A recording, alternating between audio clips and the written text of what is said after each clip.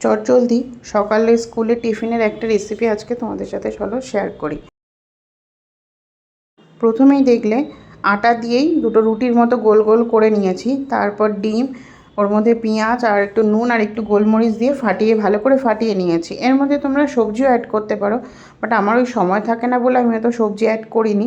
যাই হোক, তারপর ওটা ফাটানোর পর ডিমটা ওর মধ্যে দিয়ে দিলাম। দিয়ে চারদিকটা আমি যেরকমভাবে মুড়লাম ওরকমভাবে মুড়ে নেবে, অসুবিধা হবে না।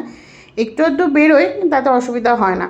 তারপর গরম তেলে যেরকমভাবে এই যে আস্তে করে তুলে দিয়ে দেবে, দিয়ে ছেঁকে নেবে, ভালো করে একটুখানি ভেজে নেবে। অল্প আঁচে ভাজবে, তাহলে পুড়ে যাবে না, ভেতরটা সেদ্ধ হয়ে যাবে। ভাজার পর এই যে দেখো, মাঝখান থেকে কেটে ওকে একটু ছোটো ছোটো করে পিস পিস করে দিলে ভালো হয়, তাই করে দিলাম। দিয়ে সাইডে একটা কলা দিয়ে সেটাকে একটুখানি ছোটো ছোটো করে কেটে দিতে হয়, নাহলে উনি খেতে পারে না। তো যাই হোক, তোমরা জানিও রেসিপিটা তোমাদের কেমন লাগলো, বা কে কে এরকম ট্রাই করেছো, বা নতুনত্ব কী জানো একটু জানিও কমেন্ট বক্সে পারলে। আর এটা সবার কেমন লাগলো অবশ্যই জানিও। তো আজকের মতো টাটা, আবার একটা নতুন ভিডিও নিয়ে আসবো।